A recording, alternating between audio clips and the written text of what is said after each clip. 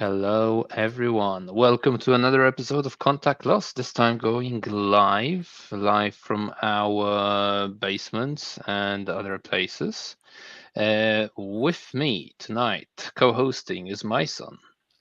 Hello, my Hello. son. You're on this side, and then our guest today is none other than one of the French champions from this year's WTC and the most recent addition to Art of War's coaching staff, Alex Sacco. Hello.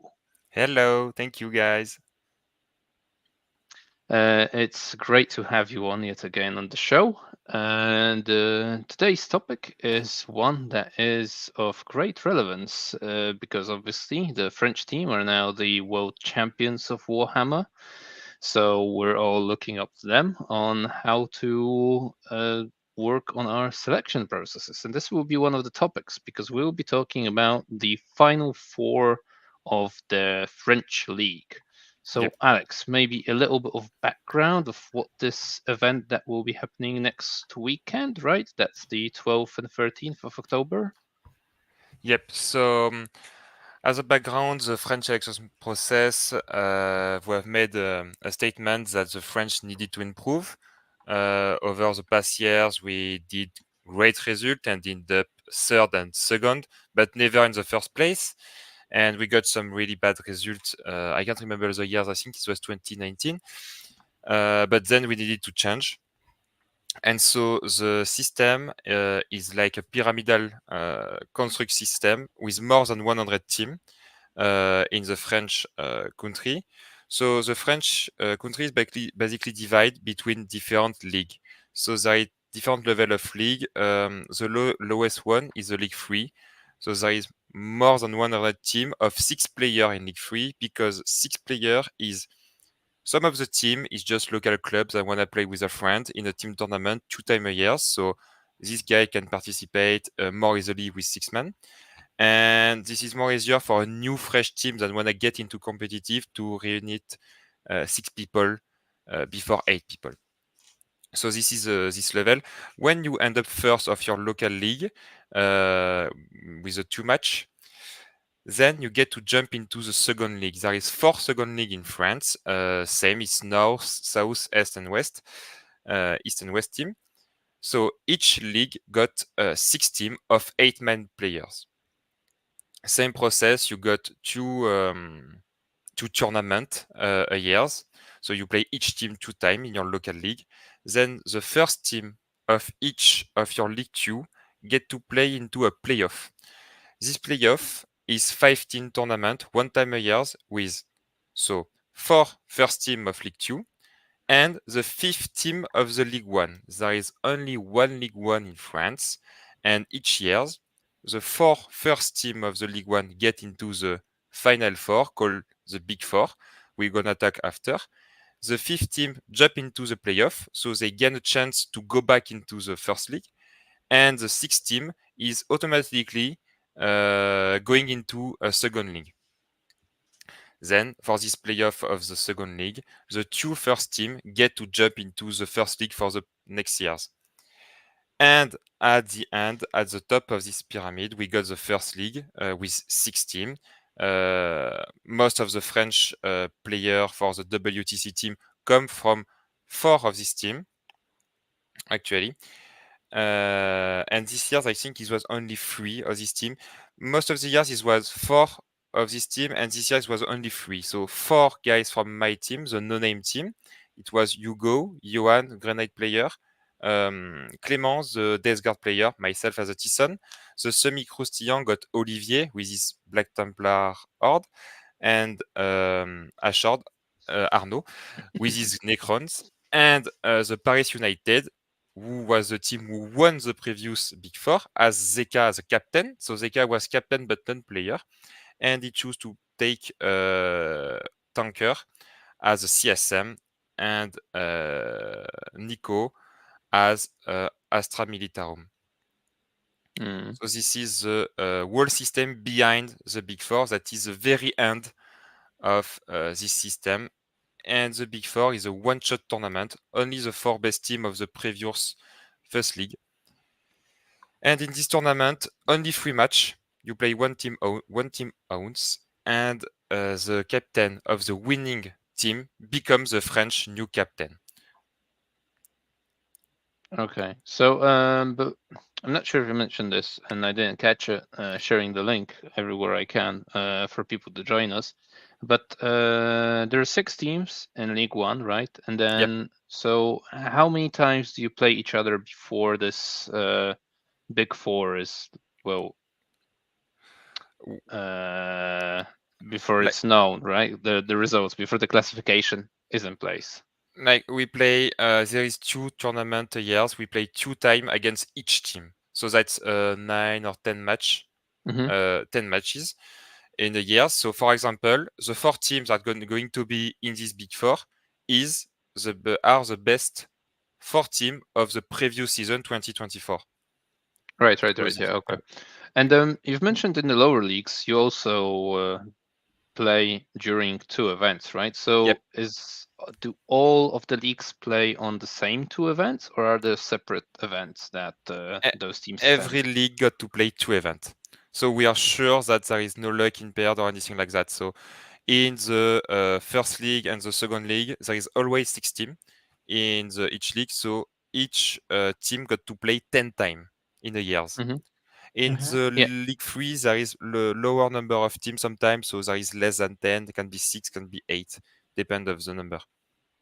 yeah, I get it. But do these leagues they play at the same time in the same venues when you mention these events, or is it each league to their own? They can play at the same time, for example. Each league do their own, but there is so Okay. many tournament in a year because more than 100 Hmm. team is difficult to organize. But the North League got to play only with the North team for years. This is if this is your question. So, for example, let's take the North League 2. Hmm. This six Mhm. team got to play against each other for 1 year. They're not gonna play against the South team. The North Okay. with the North, the South with the South, and then at the years you take the best of the North, the best of the South, the best of the West, the best of the East. So that's 4 teams. Okay. Then you take the fifth of the League One, and that's one playoff with 5 teams. And Hmm. at the end, this playoff, you take only the 2 first teams that get to jump into the League One for the next years. Oh, okay, yeah, because there's the regional distribution as well. Jeez, Exactly, this is like the so regional many. championship. This Yeah. seems like a big system. Yeah, this is Uh, a really big system. We have more than 1,000 players registered to play yeah, the. that was my exact question. How many players do you have registered for the league? That's I For mean, now, yes, not the exact number, but just an estimate. more than 1,300, I think, from like last check. Oh, wow, that's Okay. Wow. Yeah, that's quite a few. So, are all team events in France league events, or are there also like non-league events that don't count towards this ranking? Or it's all you play in your team for the whole year, all the events, flat out? Most of the events are the league because the league are already the base is 2 weekend taken by team tournament. If you get into Hmm. a playoff, that's 3. So that's already a lot. So the friends then only organize most of these solo. If you want to play as a team, you get to go to international event. And for example, the no-name team was at the Alpine, and we ended up second, I think. And we get Hmm. to play on the international event. We are going to be at the ATT this year also, Hmm. but we don't play in France as team tournament outside of league event. okay. Okay, Uh, got it. so, uh, apart from the tournaments, do you practice again team versus team things within France, for example, via TTS or something Yep, like that? yep. We are doing it a lot. To be honest, we was one of the not the first one, but one of the first team to do scrim. So TTS match with other team, Mhm. and we saw recently an explosion of that. Most team before an event do like, I think, minimum 6 to 10 scrim against other team. So obviously some team, if we take for example the first league, Some team refuse to play against the other because there is a list and pairing strategy that you don't want to show. Same as WTC, for example. And then we play a lot with the League 2 team or League 3 team. And we make a lot of practice. For example, the No Name got to play against the Pumba Polish team. We play a lot against the Belgium national team because Lime, as you know, Lime is a close friend of mine. And we play a lot against each other team. So yes, No Name is more likely with 10 scrim before an event with against 10 different teams. So we got to test a lot of your member, a lot of your strategy, a lot of codexes, and we get better and better at the pairing also. How many team members do you have at No Name right now? As a team member, we have 14, but we have 3 people non-playing because there was a historical member of No Name, but they stopped the game. So yeah, still in the No Name. And as a like, if you wanna take the players that can play, we are 10. That's still a large number. Yeah, we are 10. So every tournament, we are 8 players and 2 coach. Nice. So you include also coaches at your tournaments. So for Big Four, you will come also with coaches. Yeah, every team for now, at least with the second league and even some League 3, but mostly second league and first league, we get to come with coach, and every team got 1 or 2. This is like really, really normal in France to have coach in your team for team event. Nice. And for example, with No Name, I know some teams do differently, but with No Name, we pay the travel for our coach. Because sometimes it can be frustrating to not be selected and just come to watch your friend play. So we pay the travel and the hotel for the coach. So they come and help us, but they don't get to pay anything except the food at place. Awesome. It's like listening to it makes me a little bit envious. I mean, the scene in Poland is obviously nowhere near as large, but still, it's like professional leagues. Yes. Yeah, that's like in sports. Yeah. Yeah, exactly. Looking more and more like eSport. Yeah, I'm really happy to see that. To be honest, I think that this is a kind of a step towards the professionalization of 40K in some manner. So yeah, the organized system of playing is really, really, really nice for me personally. I have a question regarding the players. Can players change teams during the season? Okay, so there is a lot of debate with the mercenary player and also with the strangers because in the league system we authorize the neighbor country to participate. So we have a Switzerland team in League 3 and we have the Luxembourg team in League 3. They're gonna participate. So they are just banned from the League 1 because the League 1 at the end is for the French election. So the WTC doesn't allow foreigner to participate at the Big Four and League 1. So they get to play. For your question, we can change with a lot of restriction. For example, a League 1 player cannot do one match and then jump into a League 3 team to help their friend to come into the League 2. If you register with the League 1, you gotta stay with your League 1 team.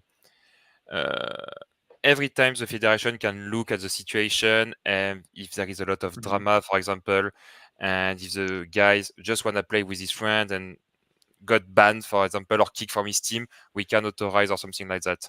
But the policies is you gotta stay with your team you registered until the end of the years. And each year's, like with the WTC period, so the summer, you cannot change team freely. Because 1 year is 1 season. So between season, you can change like you want.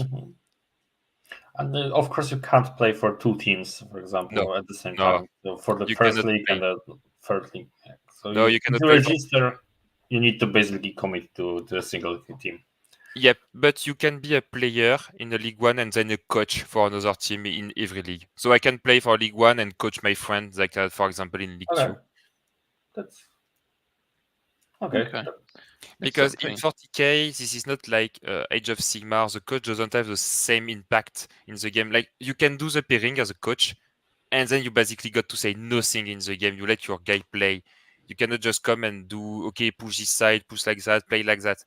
You can just take up the score, and so it's because I think in Age of Sigmar they have something called a captain's time, and they can interfere with the game as well as a yeah. coach. I'm not really familiar with the exact rule of this system, but I've heard that they can just stop the game for like 5 minutes and just discuss with their player. Yeah, this is called a captain's time, and even like in a local team tournaments in Poland, they use this rule that you can stop the game and just interfere, and the coach or captain can basically tell what's his opinion on pairing, and basically share plan with the player. There's some time limitation on that, but yeah. To be honest, I don't like this. Like this is. And I really think, I don't know. I think this is an okay system. I don't know the WTC policies on this system. Maybe if you can have that in 40K in the future. But for now, yes, this is like this. Something that can potentially be discussed if anyone would be up for it. Field is open, right? Anyway, right. Well, all of this sounds very exciting. It's really cool. I like it. But I think we can move on to the lists of the big four, right? Because you're trendsetters now, guys. So we can explore what trends are you setting now in this meta that is slowly dying. With a balanced data slate around the corner. But before we do that, because this live was a little bit improvised, I have to mention our sponsors. So Weyland-Yutani and the Army Painter, thank you for your constant support, as well as our community of Patreons and YouTube members. Right, so now the lists. How do you want to go about them? I think maybe we can talk about the team, just the codex they took and what can be their pairing strategy or something like that, or the roster's identity, and then we can take two lists by team that seems the most interesting and just to look at them in details. Sounds good. Yep. Sounds good to me, Majson. Yes. Are we able to share the? Yeah, we are. We can share the list on the screen. I can do that. Just one moment. Let's maybe first introduce 4 teams that are playing. And, yes. So Alex, who are playing at the tournament? Okay, so for now we have the first team, the tournament, that is the FTA. They ended up 4th in the last season, so they were the last one to get qualified in the team. Then we have the Semi-Croustillants, the team from Olivier and Percastor. They ended up 3rd in the last year's season. Then the no-name team, so my team, we ended up 1st at the previous season. And the Paris United Alpha, so the team from Zeka and the previous winner of the last Big Four, this team ended up 2nd in the previous. There is 3 years of the Big Four. The Paris United won it 2 times. Semi-Croustillant won it 1 time. And we're going to see how it's going to go for this year's. So, are you the captain of your team or it's someone else? No, it's Johan from the Grenade player from the WTC. I'm more likely the co-captain or anything, but he's the official captain. I help him if with you stuff. Guys win, he's the captain for France, right? Yeah. And to be honest, I don't want to be a selectioner, at least for now, because I think... At least for now. There's still room for the ambition. Nice. Yes, because this is my personal statement, but I think what Zeka did was a good choice, and every team will become more and more like this. If you become the captain, I don't think you can play at the best level you have, because you have so many things to do between the years, and the French scene is pretty big. So Zeka got to see more than 30 players at first, then 20, then 10. He got to organize everything, basically. So, and everything also because the French team got money to participate WTC, so we gotta do something about that, and that's a lot of work, and you cannot play at your best level. So since I want to play, I don't want to be a captain. So that's perfect for me. So just a question for that. When you, for example, win, can you just tell that someone else will be the captain, like from the other team?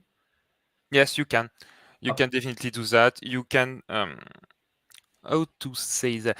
When you win, it's basically you become a king. Like for a French, you decide basically whatever you want. There is a lot of restriction of that. Of course, you can take just the whole man of your team. Like if our captain win, he can say we take 8 no name and let's go to WTC. The federation gotta step in that, and this is not possible, to be honest, actually. But you can choose whatever you want. You can just choose alone.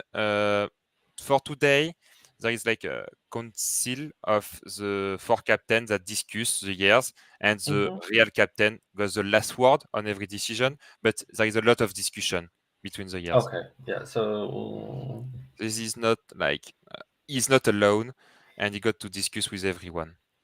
So this is pretty cool. But he got the last word in the end, so we can advance forward and choose and do decision. So the first team is FTA that choose I think a very classical roster that with Adeptas Sororitas, Bringers of Flame, Astra Militarum, Space Wolf Stormlands, Chaos Space Marines with Chaos Cult, but a lot of accursed, Drukhari Real Space Raiders, Necron Hypercrypt, Tau Empire Retaliation Cadre, Thousand Sun, Cult of Magic. So this is, I think, a strong roster, strong choice of codex. Not a lot of surprise on this choice. Maybe the Drukhari can be a bit of the line, but still strong, really good codex.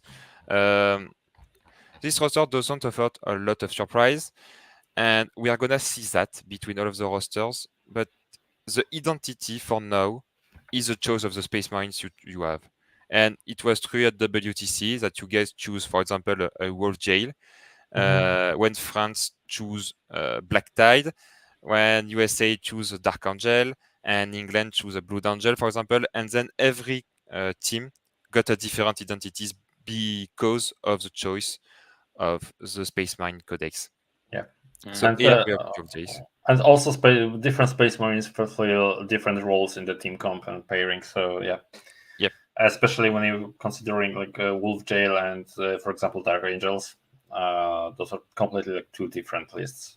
Yeah, for example. And I think this roster is going to be strong, just mostly playing for small win, strong pairing strategies, because these codex are just all strong codex. So mostly aim for the draw and get small wing everywhere and then take the win at the end. After that, we have the semi-croustillant. That is also not a lot of surprise. Sorry, I'm gonna stop you further. What does semi-croustillant mean? Because I'm looking at this and I keep reading it as semi-croissant, and I can't help it. Semi-croustillant refer to a village in a French series that is named Camelot. That is a comical series in France that is really popular. So they are fan of it, and they took the name of that. Okay. And croustillant means crispy in French. Okay. Thank you for that. Carry on. It's okay. It's free, you know. I mean, I have the same thing. So I was always saying like croissant or something like that. It's easy. And for now, you know what that means. And so this roster is also pretty simple, I think. They choose a Needs and the Votan as sparring codex, likely the outsider one. The Needs is a Vanguard Onslaught, so not to be seen a lot. Mostly it's going to be Invasion or Crusher Stampede, so this is a list we need to be careful of. And League of Votan, that I think is really strong. And No Name is taking one also. I'm going to do a bit of spoiler. I think League of Votan is too much underestimated in a team. It is a strong defense. There is some good matchup, some good answer to the meta. And I think this is something you need to be taken off. And we are gonna jump into the list after that because I have something to say about the League of Vote or anything like that. We can do our rosters. Our team gonna take the Death Guard, same Death Guard player as the French WTC got. And we're gonna jump into the list because we have some surprise with the Death Guard. We got a Grey Knight, an Astra Militarum, a Blue Angel, a Necron, League of Votan, Adepta Sororitas, and of course a Thousand Sun. So also not a very surprising rosters, except for the Death Guard that I think is still underestimated a lot.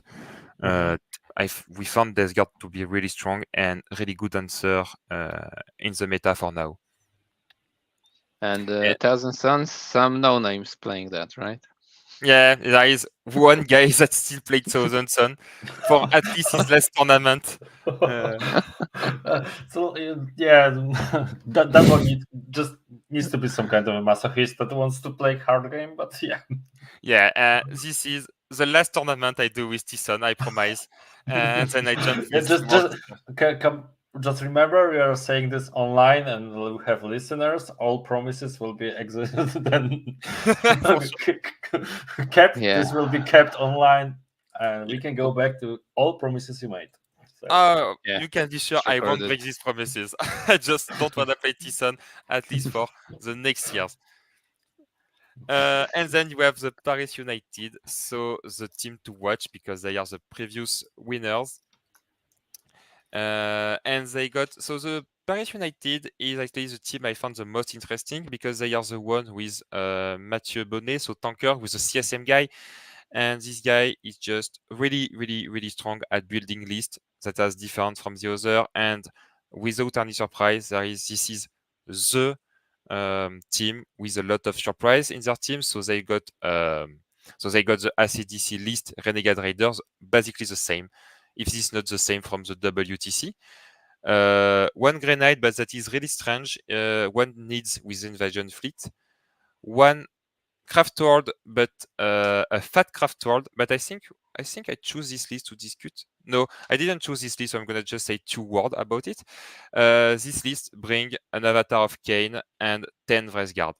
So I'm looking forward to see how it goes for now. Oh, are we back in 2023? Yeah, this is the same list without the nice spinner, to be fair. And the Incarn become an Avatar of Kane. So we're looking forward to this team that is difficult to estimate against. This is something we can do an error easily, and then we get a bit. We can lose on that on the pairing. There is an Astra Militarum, basically the same thing from the WTC, same player and same list. The Necron Hypercrypt, also really classic. One Space Marines, Dark Angel, really classical, and one Orc Dread Mob. And this is one list we're going to talk about because this is something that a lot of people sleep on, but this is, I think, really, really strong, especially in a team. I think a lot of people discarded that detachment after the Grot tanks went to Legends, right? Because that was like the obvious broken thing. And then I don't want to play with this anymore, was what Rock players seem to have done. It's funny because for a second we considered taking like Dread Mob for WTC. We play tested that on a really similar list before WTC, but it occurred that this is kind of too random, but it's super fun. Yeah, it's kinda random, but if this random in the good way, you can just get really hard stomped by this, and so no one is safe to play against an Orc Dread Mob, and this answers a lot of things from the meta. The meta was not really clear at the WTC, like we didn't know which Space Marines people gonna take. The most obvious one seems to be the Blue Angel at this moment, and then for now the most obvious one is the Dark Angel. The Tyson was go take for every strong team. And so the Orc mode was maybe not that great in this moment. But for now, I think with more and more balanced meta, Dread Mob is something really interesting. Yeah, what's interesting also, so like none of these teams have the exact same team composition, right? So we're still again seeing the the fact that the meta is balanced basically, and almost each faction is viable. Yeah, almost everything can be playable. Like there is some codex that is a bit underwhelming. We did playtest a lot the Demon, and Demon did a strong showing also at LGT. But for the Demon, you need to have a player for that, and you need to have someone who play a lot Demon, who know what he do, and especially in team. So in the end, we didn't take Demon. Our player was not that confident on the codex. But I think Demon is also really strong. The only thing is that I don't think of an army that cannot be seen. Maybe Imperial Knight, and Imperial Knight did something cool at WTC also. So everything is playable for now. Right. So, do you want to get into some list details then now? Yes, we can Okay. take Tell me what you want to start with. We can take the sisters from the FTA. Right. Let me find them. So, Sisters, FTA, piloted by Tsantokal. At least you've got nicknames like we have in Poland. Yeah, That's we nice. we look like Polish also. This is not only the name. So we've got Bringers of Flame with Morven Val, Triumph of St. Catherine, 2 Canonesses, obviously the Palatine, although maybe not that obvious. No, not that Then obvious, 10 Dominions, 10 Novitiates, 10 20 Seraphim, 3 Castigators, Paragon Warsuits to go with Morven Val, and 2 Immolators. Majson, So you're a sisters expert. Sorry, Alex. it's okay. I'll let you obviously comment in a sec, but we've got our in-house sisters expert. Oh, What do you think of that list? It's not got 30 Seraphim, so I guess you don't like it, right? no, I actually, what I'm missing probably from my current builds is are exorcists. Probably the last rite of exorcists, but yeah. First of all, 20 seraphims is fine. Like, it's just it's enough for the current meta. That's my take. And it's interesting that we see Morven Val and Valgons on WTC terrain. I find them like really hard to play on WTC. But yeah, what's your take, Alex, on that? And I chose this list because you can say there is nothing special in this list. This is the most classical sisters you can see. And I chose to talk about this list because I was really surprised at the WTC and at LGT by the sisters result. For me, sisters now got every tool possible to win an GT like LGT, to do a really strong result. And in the team tournament, you can see that the sisters doesn't perform that well. They mostly get a draw in every match. And this is really interesting to see that people take more and more of damage, like Morven Vals, Paragon, 3 Castigator, 20 Seraphine, and every time the result is the same, you play around the draw. So maybe you get a 12, maybe you neg a net, but doesn't matter how much the list is built, you get a draw, and this is something really interesting to see from the sisters. And in this list, you got Novitiate. So these sisters play the mission really well because you got Scout, Infiltration Unit, everything like that. And no matter how much damage you put in the codex, in the end, you're gonna play for a draw. So for now, I'm not really sold about the sisters. I found that interesting to see that people still play the same list, the same archetype, or something like that. Also, this list doesn't play Exorcist, which I think are really strong. They can be a bit random, but they are really strong. So they offer something different. Because for now, these sisters lists and most of the sisters lists we are going to see in the Big Four are classical lists that play in reaction of your opponent. So you wait that your opponent do something, and then you play in reaction and you do something. With an exorcist, you force your opponent to do something, and then you're proactive in the gameplay, which I find is really different and more useful than that. You don't need the Paragon and Morven Val to play. They are strong, but you don't need them to play the game. You can take 3 exorcists and you're gonna do a different job, which is maybe a better job. Yeah, the thing with Power of Algons, basically, it's like you have 20% of your list in a single piece on board, And then on WTC terrain, you can't actually hide them behind the small, like inside the small ruins, because Val is like visible. And yeah, I don't like this unit on the WTC maps basically, and so it reduces the potential of sisters. Your take on the Exorcist is the exact thing I was thinking for a month after WTC, because Exorcist can actually. The problem with sisters was like, okay, I can kill anything, anyone on every board, provided my opponent just goes on me and exposes himself for my shooting. It never happened, and Yep. and because they just refuse to play Warhammer, and they if the opponent just sits down on his DZ, and he just counters the sisters primary, because I can't sisters can't hold primary as well. Then the game ends up with a draw, basically. Exactly. Maybe going second gives like 5 to 10 points of advantage. Depends on the mission, but if you play it properly, you will push at a correct turn. Then it still will be around the draw. So Exorcist just changes the dynamic, because they have the potential to do enough damage to actually push with sisters. That's my take on that. That's exactly true. This is gonna be maybe my final word on the sisters. I played 2 games against sisters at WTC. One of them, the opponent refused to play the game, play only in his deployment zone. He played second. I played as safe as possible, refused the game. In the end, 10-10.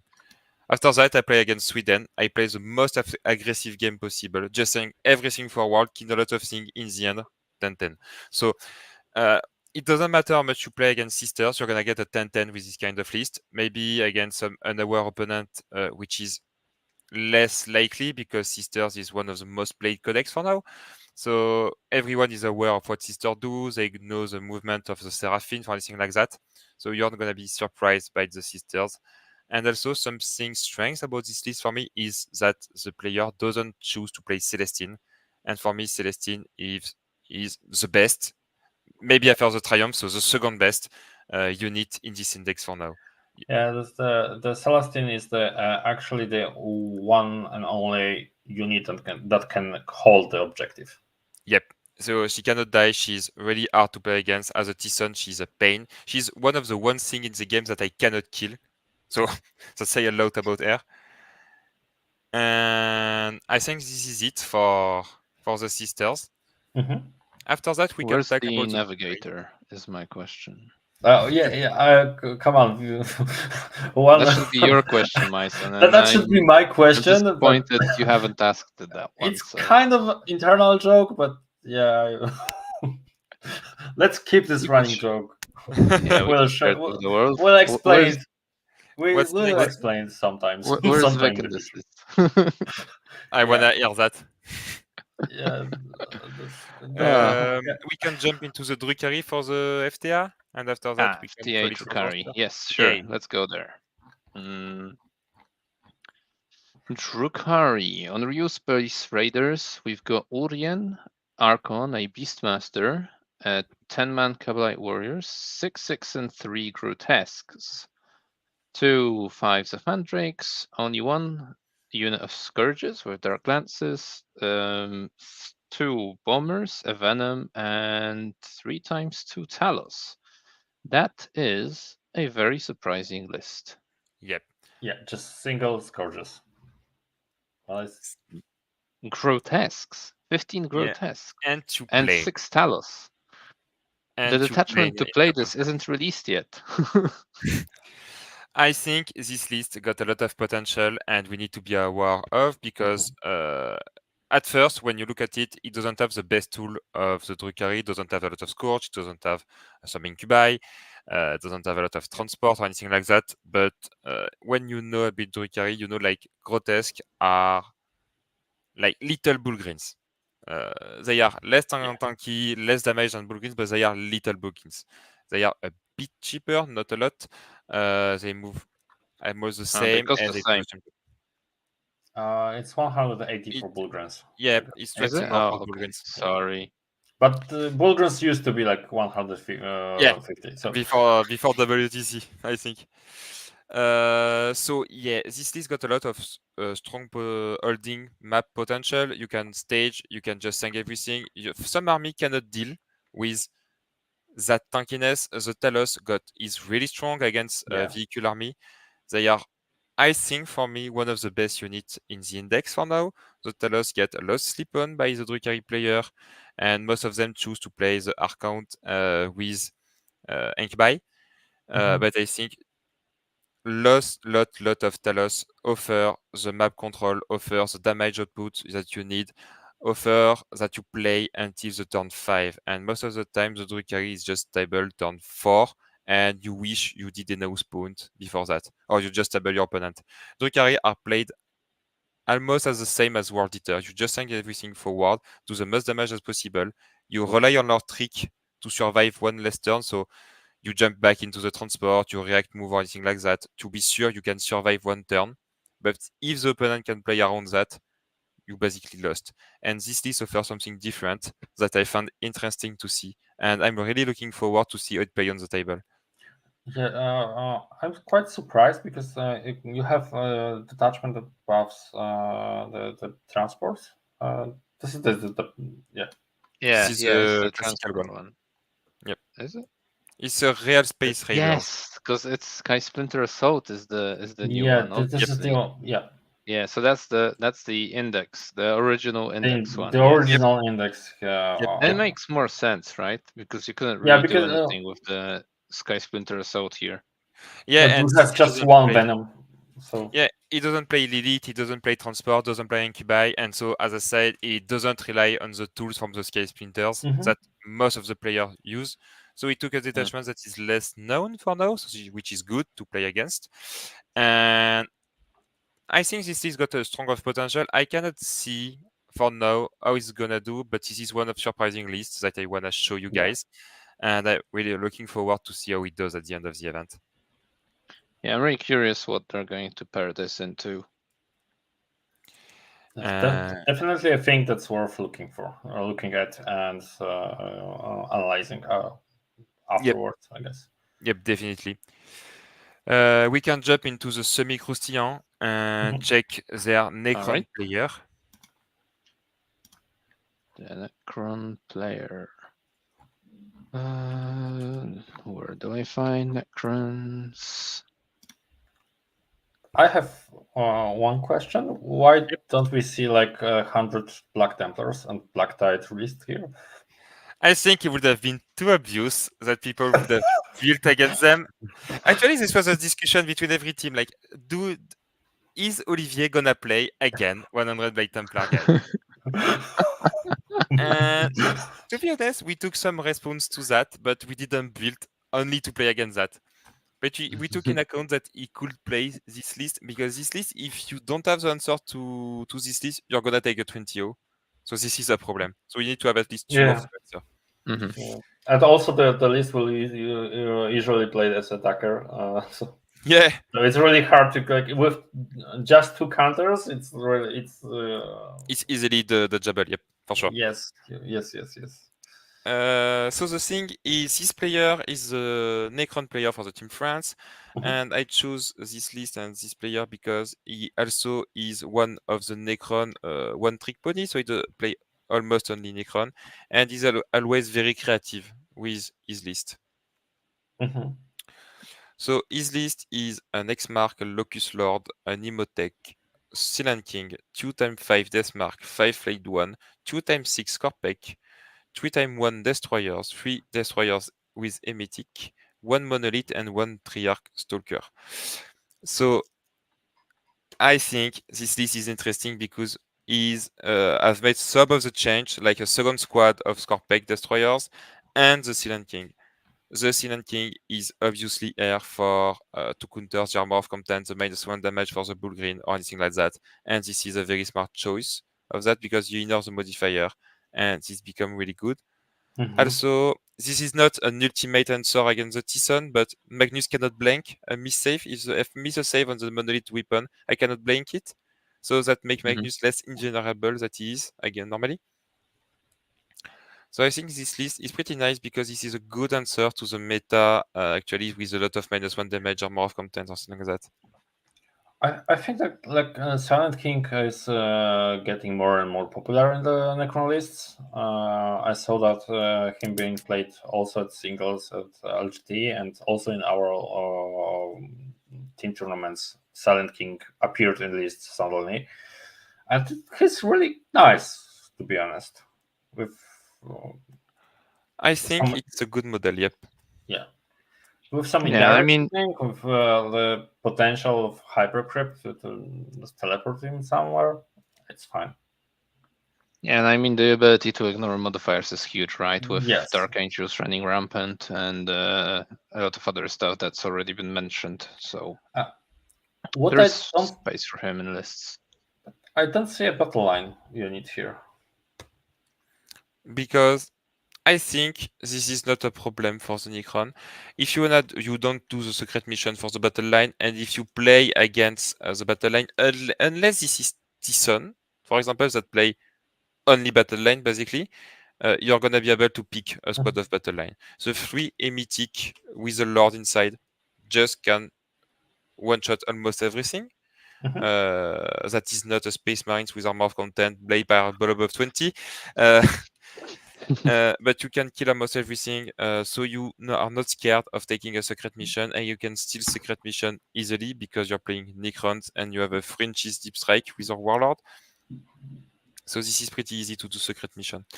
I don't think the battle line is that mandatory for now, because it's still a lot of points for Necron to the battle line. I get the reasoning, and also you can play. It's easier to play the warlord on the opponent objective with Silent King. Yes, for sure, because you're gonna be able to come turn 4, clean a bit, and then destroy the Silent King at the end. It's in some scenarios it can be even easier. Yep, definitely. Definitely, like if you play supply drop, you often you don't hold the back line because the back line, your line offer nothing, and then you can come easily clean the thing that hold the objective and deep strike. Exactly. So this list is pretty strong, I think. Gonna be a lot of answer in the meta. Difficult to paired against because it can counter a lot of things.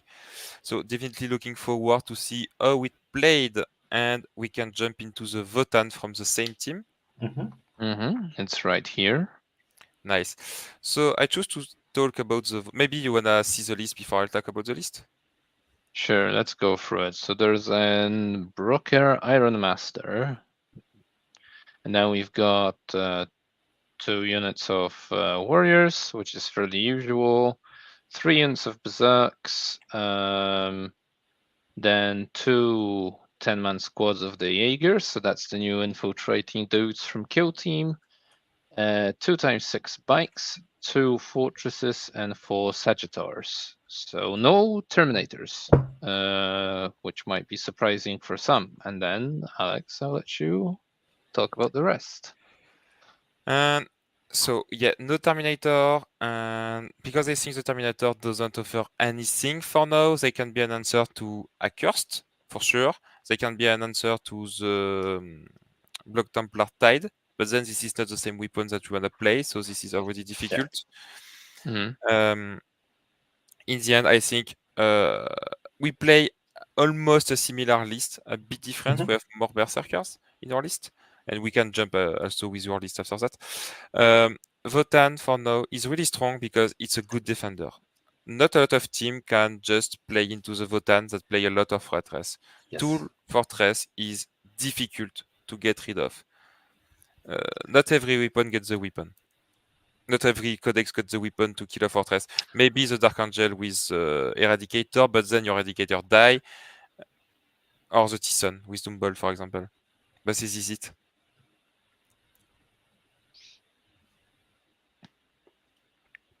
And I see the comment from Wolf, and this is exactly what we take in account in our list. We play, I think, 25 Berserker. We can see our list from our team. because this is almost the same thing. Votan for now is really strong defender, difficult to play against when he has his stable, really strong unit, and also is really good to play the secret mission as you have a lot of battle line, you make objective sticky, you play with a lot of units, so the secondary is pretty easy to do. Yeah, I really like Voltan, to be honest. Right now, I played Voltan for a couple of weeks, and I really like how they can work as a defender. Because if you can kill the opponent in shooting, you will just pick a open table and do your job. But Votan can also play the dense tables when playing defender. So, for example, when you pick the army that shoots better, you will take really dense table and then use berserkers to play around and force like some exchanges. Yeah, I agree, totally agree. This is like good, very good defender. Yeah. We have a Also, comment that Elder can go into Votan, but Elder is shit. Also, yeah, I really like Volta that also there's a playstyle that okay, I will just go first, and you get actually the advantage of going first. Because right now, usually you want to go second, but with so many scouts move, you're actually able to use the first turn advantage. Similar case to World Eaters and potentially orcs that also wants to go first. But and here Voltan can play also the very good first turn if they go first. And I really you like. got exactly the point I wanna made is that I should have played World Eater, to be honest. I should have played Tyson because and Orc is a different stories, but World Eaters and Votan like to play first and then can play second. So for now, this is not a surprise to everyone. If you go second, you're basically going for a 12 in team. This is really easy to get a 12. And World Eater and Votan can do both. They can just win going first by putting a lot of pressure on the board, taking the board really easily. Orc is a different story because Orc wanna go first. They don't play well when they play second. The WAG actually doesn't work when you play second. I think it should be like rework that you scream at the start of your command phase and goes to the second command phase. Yes, But that's for sure. That's something that needs to be done about orcs because the WA turn is basically you play two different games, playing first and second. exactly, and we talk a lot like in the LGT final. Meanwhile, Liam and Brian was playing. It's easy to play against a WAG when the Orc is second. And Votan and World Eater can play around the second player factors. Still gonna matter in some scenario because the game is in this state for now. But Votan is pretty good for that because you're gonna be in a good matchup. You put a lot of pressure, so this is not always easy to play against a Votan. When you're paired against a Votan, you need to be careful from the deployment to the very end because he can do secret mission easily. He can just all in turn one. He can play defensive, and then if you put a green on your matrix against a Votan and the Votan refuse the game, you're gonna get a draw. This is almost impossible to stop on Votan unless you play, for example, the Drukhari list with a lot of Talos, because you can just tip up the Votan army really fast. Or Eldar, but Eldar is not meta at all for now, at least the MS2 style from Hugo and Liam. So I think Votan is really good army in the meta. Also play well against the Accursed or this type of list, for example. Really good against Tyson for me, I think. Play against Death Guard, play against almost every kind of Marines. A bit difficult against Dark Angel, but still playable. So yeah, I think Votan can be really great, and we took experience from Liam going to the Castle GT, I think this is the name, in Germany, and he saw a lot of Votan with a lot of Berserkers, 30, 25, 20 minimum. So we took a 25 list, and you can do a lot of damage. And this was one of the answer against the Black Tide, if there was one. because 10 berserkers into a 20-man blob, you kill more than 75% of the squad easily. Yeah, and also you can benefit from like army rule against Blackhead. Exactly. So you can put like 3 tokens, and 3 blobs are already marked, basically marked for death.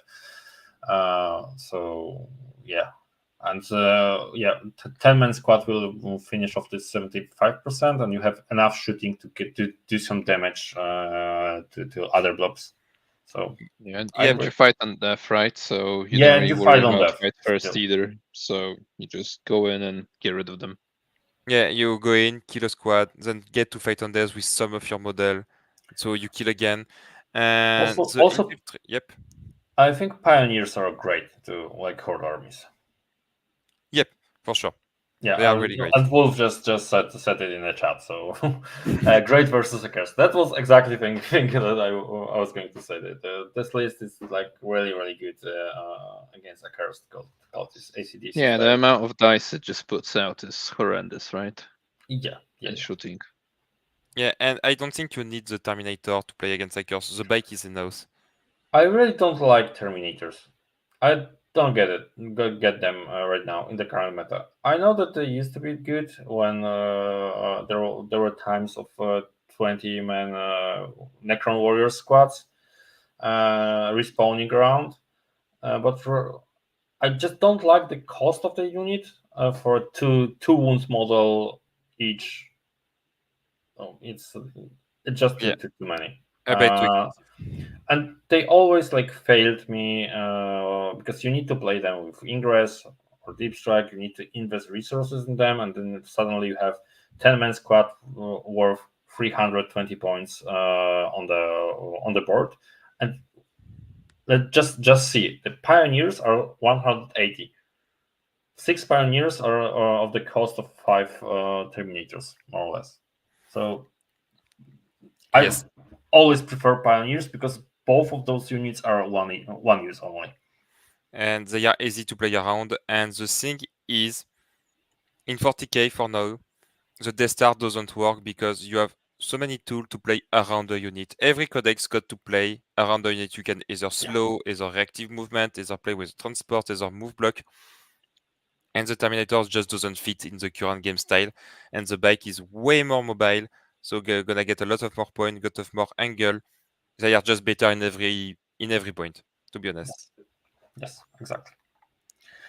What's worries me about Volta basically is only one thing. So their anti-tank shooting is quite of random. We call all the like glass cannons, beam cannons, casino guns. Yep. Because, but it's sometimes fun. For now, unless the opponent roster get a CK, you're not gonna see a lot of vehicle. Mostly it's gonna be one repulsor with one rhino or two predator at best. So Yeah. you still have the weapon to play against that. If you have a lot of more vehicle, then you get the chance to play in team and you're not gonna be pair against this kind of codex. Otherwise, you can still refuse the game, and since you are a Votan, if the opponent push, you kill him, you table him, and you win. If he doesn't push, you get a 10. You cannot push easily 2 Fortress, 3 Sagittars, 12 Bike, and 25 Berserkers sitting behind the wall and just waiting. Yeah. Also, what I like about Votan Sagittars are really like small models, and they can easily hide behind the ruins. They just hide amazingly.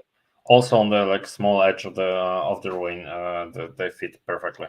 Yep, they got a really nice model advantage in the game. They are small, Yeah. fast, easy to move. They are really great. And then we can still stay on the no name as I want to show the Blood Angel. As I discussed before, the Space Marines make identity for the team. And we choose the Space Marines There we that go. was the most obvious. Yep, you go. That was the most obvious in the WTC, and for now is the less obvious, but I can let you read the list. Okay, thanks. So let's go. We've got Dante, Chaplain with jump back, and 2 Sanguinary Priests with jump backs. Then we've got 2 5-man squads of Assault Intercessors with jump packs, 3 5-man squads of Death Company Marines with jump packs, a blob of Sanguinary Guard, 3 5-man Scout Squads, and 2 10-man Van Vets with jump packs, and a Calidus Assassin. So obviously Van Vets go with the Sanguinary Priest for a bit of resilience, Sanguinary Guard goes with Dante, and you've got nice little MSU jump back units that can actually do a little bit of damage and uptrade potentially. Yeah, uptrade a lot, and this is mostly the point of this list. For now, I think Space Marines are by a lot under cost. This is gonna change because Blood Angel got a codex, so we are gonna wait for the point for the codex. But for example, the jump pack as antecessor are a surprise for no one. They are a bit to maybe more than a bit under cost. It should count around 100 points for what they do, especially in Blood Angel. They are the best in Blood Angel, going up to strength 10 or 6. So you just blow up every T3 infantry. You do mortal wound on the charge. You do mortal wound with a grenade. This unit is just really strong for 80 points. We choose to play a Blood Angel because Blood Angel is one of the king of the melee match. When you play in a melee matchup, Blood Angel is one of the best, especially with the Calidus. The Calidus can stop an Armor of Contempt, can stop a Fight on Death, can stop a reactive movement or anything like that, because for now the new aura of Vect is really powerful and really strong, and everyone who has cheap access to it play it. Every CSM plays Cypher, and every Imperial got a Calidus somewhere. And we make the choice to have a Blood Angel because on a good table you can win almost every match, even the shooty one. And against a melee that you doesn't need a table, you are really strong.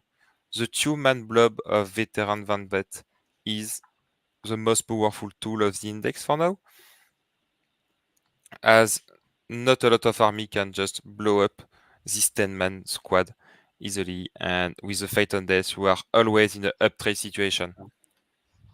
I really like the take on the of 2 times 10 Vanguard Birds. Yeah. You don't need. I guess you don't need that much damage too right now. And this is, yeah, they're really like resistant to.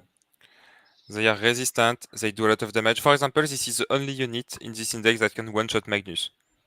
You pay 1 CP, you goes lethal, you kill him. I think you need a grenade in the mat, but you kill him. So this unit does a lot of damage. Mostly damage 1, so doesn't is not in a trouble against the -1 damage. That is rampant for now. And Dante is still here for some match, like for example a Black Tide. If there was a Black Tide, the Dante pack is invincible. -1 to hit, -1 to wound, armor of content with a 2-up, damage 2 everywhere is just too strong for a Black Tide. In the end, there is none. Nasty. So, yep. Yeah. And they hit on 2s, wound on 2s with the strat as well, right? Yeah. So yeah. Yeah, unfortunately, no Black Tide, right? In any of the opposing teams. I do, however, love Ugo hyping up his own list in the chat. Yeah. Yeah, he's really hype about playing Blood Angel. It's really different from Eldars. It's more a straightforward gameplay, but Hugo is really good at that. And Blood Angel is also really nice as he play against Archangel. Not the best match, but he can play really easily, and he just destroy a Wolf Jail. Like the Wolf Jail just cannot expect to score more than 0 against a Blood Angel list, especially with 20 Vanguard veteran, as the Wolf Jail got not enough damage. That's really interesting take, to be honest. Yeah. We know that the French got not the same estimation as the Polish on the Wolf Jail. I would like to see this matchup, but I know that it won't happen because Blood Angels are going to be like different, a little bit different. But Blood Angel can just go everywhere. Like this is a strong defender, but if you play really well in the pairing, can be a perfect switch. In the end, if the Blood Angel remain in the end of the pairing for the switch, it can just fucked up the entire enemy team pairing. So we are looking forward at the Blue Angel as a tool, and we are like really enjoy to have a Blue Angel. And It I will be think, really interesting. Like yeah, different takes on Space Marines. definitely possible to do the match, I think, because Wolf Jail for us is the perfect army to play against a shooty army, but it doesn't have nice tool to play against a melee army. For example, when you get charged with the wolf, you're still damage 1. Yeah, Uh, especially when you in Wolf Jail you have less Wolfen units yep, and more like only cavalry and like 10 Wolfen or just fives of Wolfen. Then the melee matchups are much harder. yes, and Dante unit is really difficult. Are mostly Dwarf J are AP 1, so Yeah, basically yeah, yeah, no yeah. AP on a 2-up. Yeah, and you got Sanguinary Guards Yep, 10 man also blob with here. Dante. Yeah, and then you have two up saves on them. So So -1 to hit, -1 to win, 2-up save. Uh, yeah, I yeah. Uh, that that's good take. Some shade thrown in the chat. And Whoopsie. we took example of the mistake that could have been made by some Blood Angel player by playing a lot of scout and just not of the Le Martes brick. He doesn't have a Le Martes brick, just a regular brick of Death Company. Death Company by 5 are more than enough against almost every target. Like 5 Death Company can just one-shot a Mutelite every time and on average for 1 CP. Mhm. So you don't need to play them by 10. This is just way more overkill. Mhm. Yeah, and you have more units now, and Vanvets are actually more tough, and you can play different game with them. Yep, That's exactly, for sure. And for the final list I wanna show you is obviously the Arc. We can just talk once again as the Arc of the Paris United, so the last team. you also promised to talk The Death about Death Guard. Guard Yes, the and Death Guard. Yeah. surprise over there. So the surprise is Mortarion. I know Liam, so I guess I knew what will be the surprise over Yeah, there. So Liam is really he's fan of playing Mortarion. yeah, he's playing Mortarion since a couple of weeks, I guess. So Mortarion, we got so on your in your team we got Magnus, we got Mortarion, and We almost got Angron, to be honest, but in the end, almost Hugo took the Blue Angel. But he was on a take World Eaters just to have 3 Primarch and just play with 3 Primarch in the team. let's call it missed opportunity. Yeah, that's what it Uh, is. Anyway, the Death Guard list. We've got Mortarion, only one Biologus Putrifier and only one Foul Blightspawn, and only 10 Plague Marines. 2 units of Cultists, 3 Predator Destructors, 3 Bloat Drones with Plague Spitters and Plague Probes, 3 Crawlers, and a Rhino. So this list got a lot of vehicle and Mortarion. So really hard to shift. Most of the army just cannot shift this army away. You have too much vehicle, and basically Mortarion, without any surprise for anyone who reads the datasheet, it's the Sealand King. It's a cheaper Sealand King and a most difficult one to kill. Mortarion is not is really hard to kill, I think. If you commit a nose, he's gonna die, obviously, but he's cheap. He's really cheap. 300 points is like 25 more than the Lion, for example, or 25 more than Abaddon. So he's really cheap. He's more than 100 less than Magnus. Of course, it doesn't do the same job. Magnus is the best model in the game for now. So, but Mortarion is the perfect answer to the meta, the same thing as the Sealand King. And in the Death Guard army, it gets really nasty. If you take the -1 armor save, you can put a Deathwind Knight when a 3-up, and they cannot even armor of content on that. So this is jump on invul every time. Every time you shoot or you fight on invul, and no -1 damage. This is just way more too powerful, we think.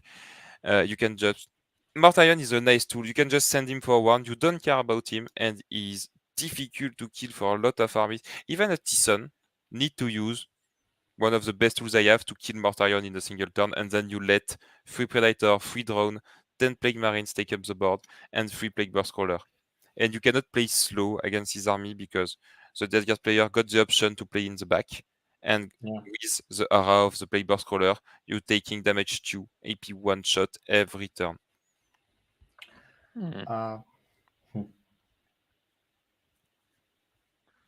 It'll be interesting to see if Death Guard can like reappear on the scene, because they've had some popularity, right, at some point, but then very little showings at the WTC, etc.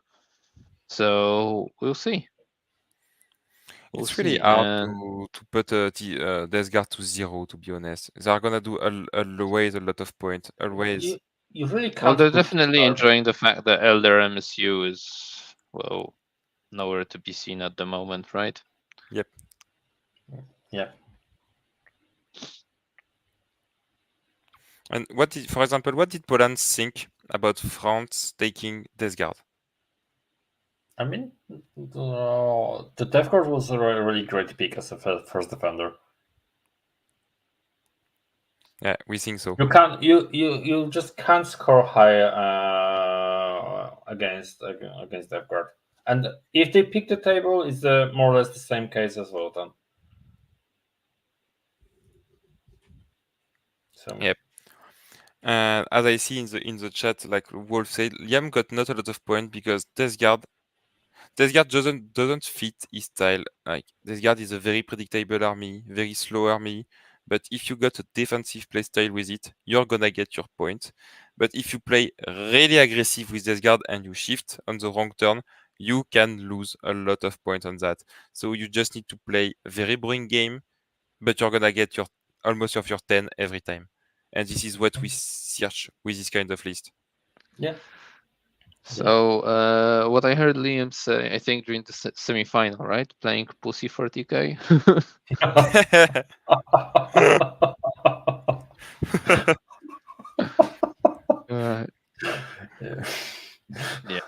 Yeah. Okay. So what's the last list you wanted to? The last show list us? in this Paris United, it's the Orcs. Orcs of Paris United. Let's find them. Even yes, if the Grenade is interesting because he played no armor and this is the return of 25 Terminator or 30 Terminator, I think, even 30 Terminator. So interesting to see. Okay. Yeah, Taz and Sons don't want to play that. Nah. Especially with a lot of Libby. Yeah. I was looking for... Oh, there you go. There's actually... that's the Rave card list. You've also spoiled at the beginning of the episode. Astrometarum, Dark Angels, not it. Orcs. That's what I was looking for. Orcs. Dreadmob. So I let you read it. Yes. With the So full name of the orc. We've got a big mech with shock attack gun, 2 of them, a mech, Zodgrod, 22 and 3, 4, 5 times 11 Gretchen. And we've got 10 commandos, 2 10-man squads of Lutas, a unit of 5 Storm Boys, a Gorkonut, and 18 Kilakans, essentially. I think Kilakans came up at one point in our Polish WTC Discord, right, Majson? Yeah, Charles. This similar list to that was played before WTC. Without Gorkanaut, we had the flying Koptas included. I'm reading the rules of the army. So yeah, everyone who sees this kind of list just got to read again, and I did myself the detachment and the rules for this detachment. And when you take your time to see it, you see that this list is really, really strong on his table. If you take an open table, almost not a single army can just stand forward and accept to leave. You shoot way, way, way too much. Kilakans, especially Kilakans with all weapons and Yeah, and even the Lutas. The Lutas just hit on 6 every time, but his strength Yeah. 8, AP 1, damage 2, rapid fire, EV. You got a sustain. You got everything with this weapon, and you shoot on 6 in shooting or in Overwatch. So this is basically the same every time. Yeah, the Lutas are actually really good for their points. Even if they hit on 6s, the amount of shots is ridiculous. Like, And when I was building first orc list a couple of months ago, it was before the changes. So I picked Lutas as like small screening unit that can, for 100 points, that can actually shoot. So it's really good What about unit for this number of points. what about flash kits though? I mean, I think they were the go-to option in at least our community, right? That you'd think flash kits are I they actually more had expensive or? I actually had a list that had 30 flash kits and 20 lutas. So just All of the shooting. all of the shooting orcs. Come on, it's a shooting army. At least it used to the be. Lutas got rerolls Always has and been. not the flash kits. I think this is mostly the difference. The Lutas got reroll, not the flash kits. And you can lead. I think you can lead the Lutas with a big mech. Yeah, I just checked that. Yep. You can. So you can lead, so you give the detachment to them, detachment rules. So you're basically gonna be picking sustain it or lethal it or anything you want, to be honest. You can be AP3. And this is orc shooting. From previous edition, orc always got like, they are difficult to hit, but when they hit, the weapon is always strength 8, 15 or something like that, with AP 1, 2, 3, 4, with damage D6 plus 3. Or... Yeah. We all remember the shock attack gun.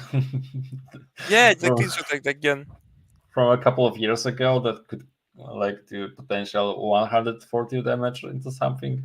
Yeah, or even the Lutas. And actually, the drug, and if I understand correctly what Hugo explained me before the live, with Sock Drug leading, you got you add 6 to the move characteristic of model in your unit, and somewhere, I can't remember where, you got a reactive movement. So when you move your whole squad behind and you get to reactive movement, the turn of the WAG, your reactive movement of 12 inches. So you become unchargeable basically for a turn. And I think this is really... for Gretchen, yep. Yep. Add this to Gretchen, and then you have that's a really good Yeah, tech. but you put this guy with this blob, right? You screen out your entire army, and then and then you have. I'm just looking for that rocket move. can't I don't touch know why it this. is. If Hugo is still listening, he can just That's tell what me it why it sounds is. like. I've been touched very badly Ah, in 8th it's here. edition by 35 Yeah. Lutas in a blob. And then you do mortal wound for the enemy. It's conniving runs stratagem. It's a really strange reactive move because there's a stratagem that goes if you finish with the 9, of course, then you can move a normal move. That's Yep. It's not normal move up to of d6 or up to 6. So someone just probably. Yeah, so it's just a normal move, so you move 12 the turn of the WAG, and then you become unchargeable. And this is, obviously, I don't have to say it, really, really strong. Really strong ability. Yeah, the thing is that you can move that second unit that will probably charge you, but you become unchargeable from the first unit. So you have to use it at the best moment. Yeah. And this is something you need to play around and you need to be aware of, otherwise you get caught by that. Even if your opponent tell it, and when you don't see it on the table, you can get caught after that. And I think this is really strong. I'm really looking forward to this list, how it's used in the pairing. Mostly it's going to be a defender, I think, because of the table choice, but definitely going to be strong. Yeah, I'm really curious how they will how do you play and how many points this list will score. It's super fun to play, I guess. Yeah, for sure. I would love to roll that many hazards and complain on all these scores. Come on. Yeah, exactly. there's a potential for a good story. I still got nightmare from my fortune rolling 1 on Hazardous and face the Dark Pact or anything like that. Yes. I'm still not prepared for Hazardous. I just have one at Inch Infernal Master, and that's way enough. Just no more.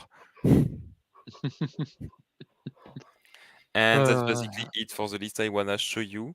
And the tournament is in 2 weeks, less than 2 weeks now, but definitely looking forward to see how it goes. And basically, the thing is, and that come up with the first subject, whoever is the captain doesn't matter, because now the French community is like as a one, and not like everyone is not a friend, but we all know each other, and everyone got the same mindset about becoming a selectioner. So this is pretty fine for us, whoever win. If we win, yes, this is better because this is the achievement. But if we doesn't win, that's perfectly fine, because we trust every captain in the Big Four to be a great selectioner in the end. Great stuff. So, I have a hard question for you. Yep. Who is going to win the tournament? I want to say us, but I don't know why. I think we are gonna fail at the very end. So if I had to trust it, you know what? I'm gonna say us. I'm gonna say us just because I'm trusting in ourselves. I'm trusting in our team. Our guys worked really hard for this tournament, even if we don't have the best roster or anything like that, or the most surprising one. I think we can definitely show a strong performance in the end. Perfect. We've got a question from the chat. Can we watch the finals? So is French World Gaming Studios, for example, streaming? So there Or- gonna be a stream. I don't have the link for now, but I can give you the link after the live. Yes, it's gonna be streamed, so one game at the time. Gonna be in French, so but we'll see. Have to Still manage 40K. if we want to watch, right? Still 40K, so you can Bonjour. understand what's going on. That's pretty much all I can say. So yeah, it's going to be hard. But You can yeah, say it's merci. 40K, right? Yep. How hard can it be to interpret, even if it's in a different language? All right. Looks like we'll be wrapping up this session. So once again, a massive thank you to our sponsors, Weyland-Yutani and Jeremy Painter, our Patreons and YouTube members, and everyone listening. If you like what we do, please like, subscribe, all that jazz. And last but not least, a massive thank you to our guest, Alex from Team France and Art of War. Make sure if you want to get some coaching, he's an option, a very good one, from the Art of War team. And that's it for tonight. Thanks, Majson, for co-hosting. And thanks Thank to you. everyone for listening. Thank you very much. Thanks, Alex. See you. See you. Thank you. Bye-bye.